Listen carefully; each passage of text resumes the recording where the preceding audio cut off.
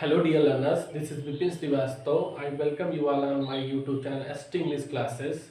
Today I am going to teach you a very important topic which is related to types of sentence, and the topic is exclamatory sentence. So without wasting any time, let's get started our this class. तो सबसे पहले हम देखते हैं exclamatory sentence. Exclamatory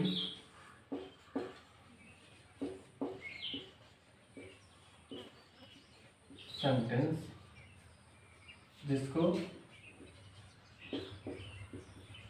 विस्मयादि बोधक वाक्य कहते हैं। एक्सक्लामेटरी सेंटेंस जिसको हम क्या कहते हैं, विस्मयादि बोधक वाक्य। तो आपको सबसे पहले ये समझना है कि एक्सक्लामेटरी सेंटेंस होता क्या है। तो सबसे पहले ये देखते हैं कि एक्सक्लामेटरी सेंटेंस जो होता है वो हमारे जो सडन फीलिंग्स होते हैं, स्ट्रांग इमोशंस होते हैं, उसको एक्सप्रेस करता है। वो हमारे सडन स्ट्रांग जो इमोशंस हो सकते हैं, वो फीलिंग्स क्या हो सकती हैं, उसको वो हमारे एंगर हो सकते हैं, सरप्राइज हो सकते हैं, रिग्रेट हो सकते हैं, अप्लॉज हो सकते हैं, कंटेम्प्ट हो सकते हैं, सॉरो हो सकते हैं, जॉय हो सकते हैं, ग्रीफ हो सकते हैं। तो कुल मिला जुला के जो एक्सक्लामेटरी सेंटेंस होता है और हमारी जो ऐसी भावनाएं जो एकाएक उजागर होती हैं, जो एकाएक उत्पन्न होती हैं, उसको एक्सप्रेस करता है। और ऐसे सेंटेंस के लास्ट में हम मार्क ऑफ एक्सक्लेमेशन या फिर एक्सक्लामेटरी मार्क्स लगाते हैं। तो सबसे पहले इसका डेफिनेशन देखते हैं कि क्या होता है exclamatory sentence. Exclamatory sentence exclamatory sentences express strong emotions, यानी स्ट्रांग जो मजबूत इमोशंस होते हैं या सडन फीलिंग जो एकाएक भावनाएं हमारे अंदर की होती है, उसको एक्सप्रेस करता है। वो सडन फीलिंग या स्ट्रांग इमोशंस क्या हो सकते हैं, हमारा सरप्राइज हो सकता है,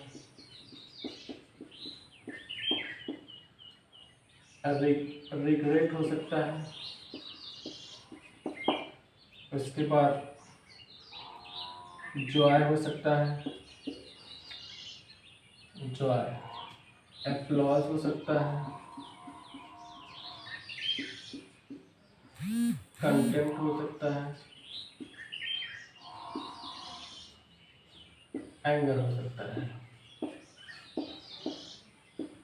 एटसेट्रा।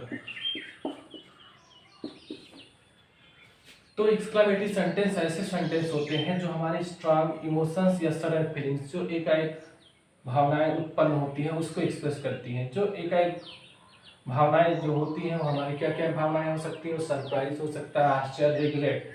रिग्रेट मीन्स दुख, जॉय खुशी, अप्लाज प्रशंसा, कंटेम्प्ट मीन्स घृणा, एंगर क्रोध, ये सब भावनाएं हो सकती हैं। और लास्ट में we put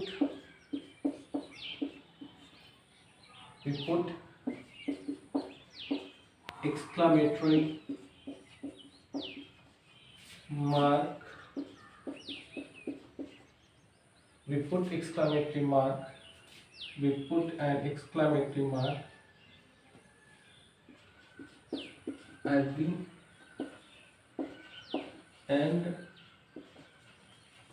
of the sentence। हम मार्क ऑफ एक्सक्लामेटरी मार्क या फिर मार्क ऑफ एक्सक्लेमेशन सेंटेंस के लास्ट में लिखते हैं, उसको रखते हैं। जैसे मैंने एक सेंटेंस लिखा, हाउ लवली सी इज, वो कितनी सुंदर है। तो हाउ लवली सी इज ये हमारा एक एक्सक्लेमेटरी सेंटेंस है। हाउ लवली सी इज, यहाँ पे ये एक्सक्लेमेटरी एडवर्ब हो गया, लवली एडजेक्टिव हो गया, सी सब्जेक्ट हो गया, ये मेन वर्ब हो गया। तो इस तरह से, और ये मार्क ऑफ एक्सक्लेमेशन या एक्सक्लेमेटरी मार्क है। तो आपको ये समझना है कि एक्सक्लेमेटरी जो सेंटेंस होता है वो व्हाट या फिर हाउ से स्टार्ट होता है, इस चीज को देखना है। हाउ लवली सी इज, तो ये हमारा एक्सक्लेमेटरी सेंटेंस है। इसका मतलब ये सरप्राइज है कि वो कितनी सुंदर है। तो यहाँ पे जो स्ट्रांग इमोशंस है या सरल फीलिंग्स है वो हमारा सरप्राइज वाला है। तो इस तरह से हाउ हम एक्सक्लेमेटरी सेंटेंस को देखते हैं।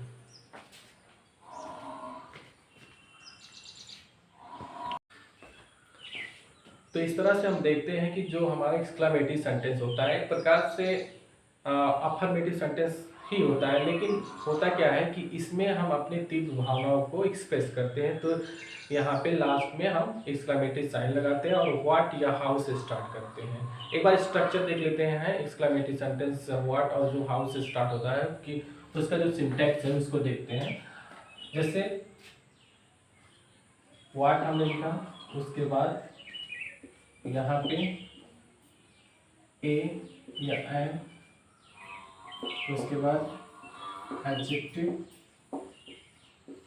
ये स्ट्रक्चर, फिर उसके बाद नाउन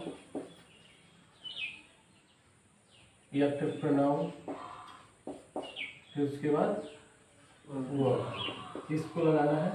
और इसके बाद मार्क ऑफ एक्सक्लेमेशन या फिर एक्सक्लेमेटरी मार्क। जैसे मैं लिखूंगा एक सेंटेंस, व्हाट ए लवली,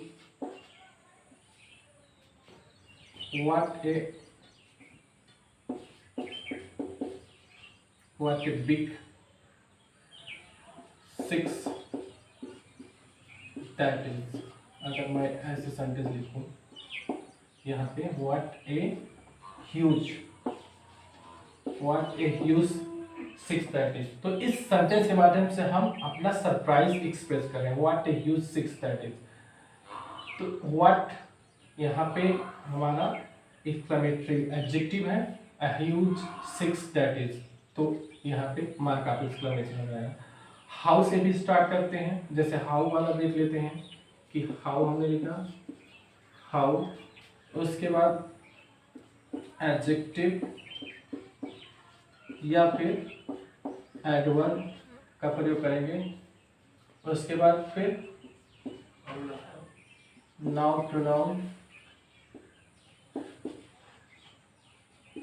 उसके बाद अदर वर्ड्स लिखेंगे हम। दो तरह से हम एक्सक्लेमेटरी सेंटेंस बना सकते हैं, व्हाट से हाउ से।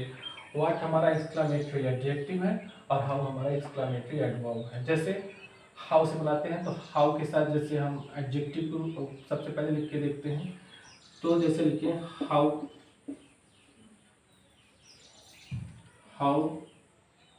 Brilliant, how brilliant he is, वो कितना शानदार है। हाउ ब्रिलियंट ही इज, तो यहाँ पे मैंने क्या यूज किया, हाउ के बाद एडजेक्टिव यूज किया। ये हाउ क्या है, एक्सक्लेमेटरी एडवर्ब है। इसके बाद ही प्रोनाउन है और इज मेन वर्ब है इसके अकॉर्डिंग। तो हाउ ब्रिलियंट ही इज, तो ये यहाँ पे हमने एडजेक्टिव यूज किया हाउ के साथ। एडवर्ब भी हम यूज कर सकते हैं, जैसे लिखिए हाउ diligently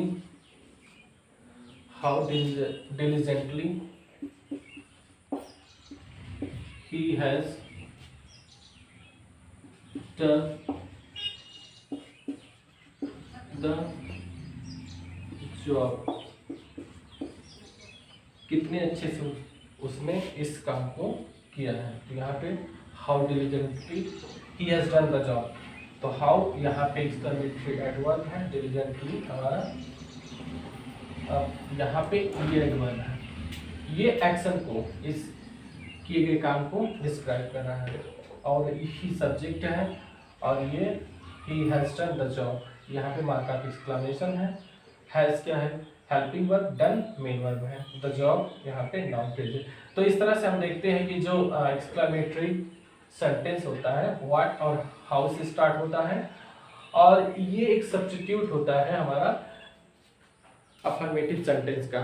जैसे हम चाहें तो इसको what A use six that इसको हम लिख सकते हैं this is a that is a very huge six, ठीक है। और जैसे मैंने ये सेंटेंस लिखा है how diligently he has done the job, तो इसको हम ऐसे लिख सकते हैं he has done the job very diligently. और हाउ ब्रिलियंट ही, इसको हम क्या कर सकते हैं, अगर अफर्मेटिव सेंटेंस में हम इसको चेंज करना चाहें तो ऐसे हम लिखेंगे ही इज वेरी ब्रिलियंट। तो इस तरह से हम सेंटेंस को देखते हैं। बस अंतर ये होता है एक्सक्लेमेटरी सेंटेंस और अफर्मेटिव सेंटेंस में, असर्टिव सेंटेंस सॉरी, कि असर्टिव सेंटेंस जो होता है इस एक सिंपल स्टेटमेंट होता है, लेकिन एक्सक्लेमेटरी सेंटेंस के माध्यम से हम अपने स्ट्रांग फीलिंग को एक्सप्रेस करते हैं। तो इस तरह से हम देखते हैं।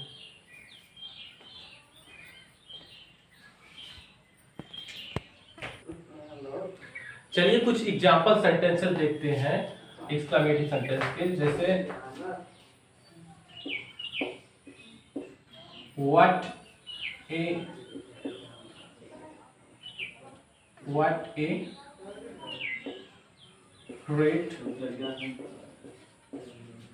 a great player Sachin is। What a great player Sachin, ये हो गया। हम दूसरा सेंटेंस लिखना चाहें